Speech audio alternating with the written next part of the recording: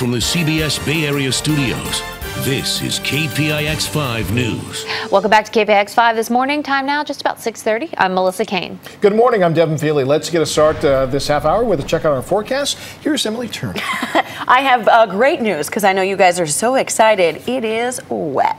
Yeah, it is going to be a wet week. Taking a live look out to our high-def Doppler and looking at where those storms are right now. San Francisco, the peninsula, the South Bay looking pretty good, but it's the North Bay that's really seeing the vast majority of those rains. Petaluma about to get hit. Nevada seeing a little bit of rain, even getting close to Richmond in the East Bay. But this whole system, there's actually more behind it. That is all making its way inland, and that's going to be wet all day long, and it's only going to get worse from where we are right now. So taking a look here, we've got those scattered showers. You can see this system off to the side, and then moving through the next couple of hours, it all makes its way onshore. By about mid-morning is when the real rain starts to pick up, and it's going to be on and off, pretty heavy rain all day, not moving through too quickly, so it's going to be a soaker even into those evening hours before things start to dissipate overnight into Monday morning. We should have a relatively dry, although cloudy commute on Monday, and it's going to be cloudy for your start to the work week. Taking a live look out of our Salesforce Tower, looks pretty good, like I said, in San Francisco right now. Currently your temperature of 49 degrees, 44 degrees in Santa Rosa, 45 degrees in Concord. Your headlines for today, for the most part, it is going to be windy and rainy. A little bit of a break overnight, but then it's going to be an unsettled start to the work week. And I'll tell you how many storms are lined up after that just a little bit later. Guys. The latest series of storms is a welcome sight for many, welcoming new snow to the Tahoe Truckee area. Up to 20 inches of new snow is expected this weekend, making skiers and snowboarders very happy. The National Weather Service has extended a winter storm warning through 4 o'clock tomorrow morning. For folks seeing winter fun, it's no problem. Seeking. Love it. I like living down in Colfax where I don't have to deal with it every day, but close enough to come bring the kids up and play with it. When they get cold, take another 30 minutes, go back home. Now this morning, tire chains are required for vehicles on Interstate 80 east of Baxter and on US 50 between Pollock Pines and Myers. And now to the U.S. Capitol, where the stalemate over funding for a border wall has dragged the partial government shutdown into its third week. And while talks continue to go nowhere in Washington, hundreds of thousands of federal workers are wondering, where do they go from here? Reporter Melissa Rainey has the latest. As the partial government shutdown enters week 3, Vice President Mike Pence, Homeland Security Secretary Kirstjen Nielsen, and Trump's son-in-law Jared Kushner arrived at the White House Saturday morning ahead of meetings with congressional leaders. Pence later tweeting this photo, saying it was a productive discussion on border security that will continue on Sunday. One thing not happening as expected on Saturday, a salary increase for high-ranking government officials, including the vice president. In a memo late Friday evening, the Office of Personnel Management directed federal agencies to hold off on issuing expected pay raises. Hundreds of federal employees and government contractors are unsure when they will see their next paychecks, much less a raise. The shutdown leading some TSA officers who are required to work without paychecks through the shutdown, calling out sick at least 4 major airports. It's also putting strain on air traffic controllers. We've got people working who don't know when they're going to get paid. We were last paid December 31st. The next scheduled paycheck would be January 15th. We've been told that if there's no resolution by January 11th, that paycheck will not come. So you're already in a highly stressful, in a very stressful job. And now when you go home, you're thinking about, how am I going to pay my mortgage? How am I going to pay for childcare? President Trump seemingly unsympathetic to the plight of federal workers, tweeting Saturday morning, "I don't care that most of the workers not getting paid are Democrats. I want to stop the shutdown as soon as we are in agreement on strong border security." A frequent claim of the president, there's no evidence that most of the federal workers impacted are Democrats. Melissa Rainey, KPIX 5. House Speaker Nancy Pelosi says the Democrats will begin passing individual appropriation bills next week to reopen government agencies, starting with the Treasury Department and the IRS. In a statement, she said, quote, "This action is necessary so that the American people can receive their tax refunds on schedule.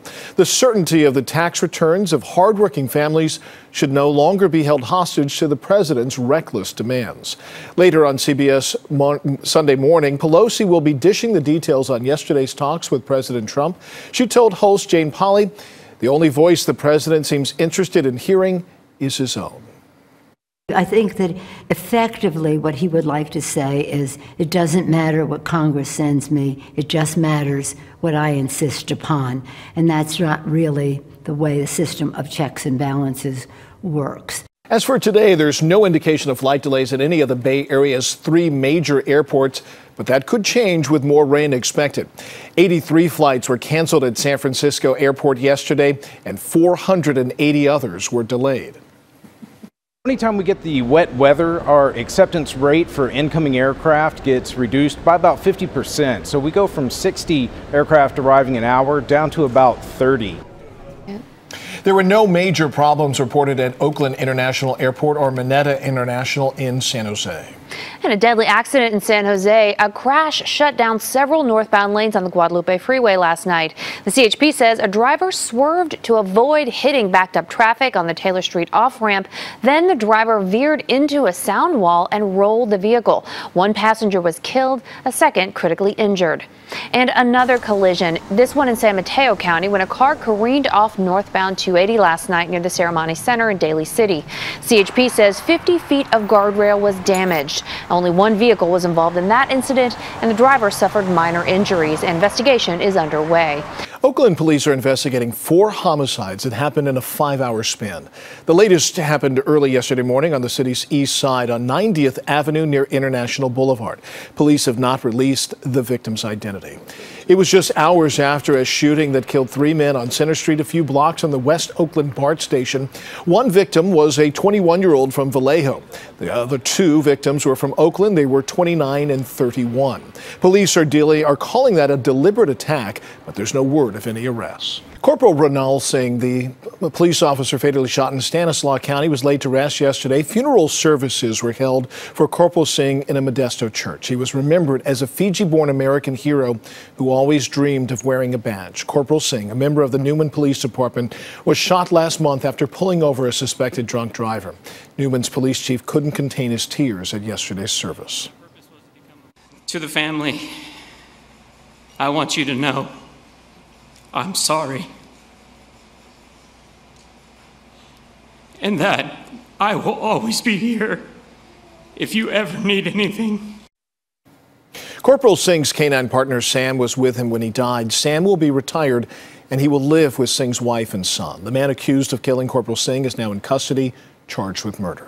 Governor Jerry Brown will retire as the longest-serving governor in California history. Gavin Newsom will then be sworn in as the state's 40th governor.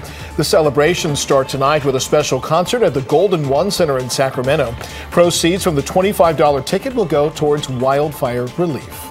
And tomorrow, Alabama faces Clemson in the college football championship game in Santa Clara. A plethora of events leading up to tomorrow's game continues today at several locations in downtown San Jose. And I have to say it, roll tide. And yeah, that's right, SEC. Those are all going to be pretty wet, though, those events. Unfortunately, looking at our high-def Doppler, you can see all that rain making its way on shore. And I just checked, you guys, the delays at SFO are on average 5 hours and 4 minutes right now. Isn't that miserable? So hopefully if you're headed to the airport, you've checked on your flight, because it's rainy and they are feeling the effects of that at SFO right now. It's still amazing to me that rain can shut down this entire system. Well, I mean, yeah, what does Seattle do? We just had this conversation, but you know, for us, it's pretty soggy. In fact, zooming into Marin, where you're seeing the vast majority of those showers right now, making their way on shore, it's only gonna get wetter from now into the afternoon hours. Then in the evening, things will start to peter out, but for the most part, it's pretty wet now, and it's only gonna get a little bit wetter. Gotcha. If you're going to the airport, check before you go. Thanks for joining us this morning.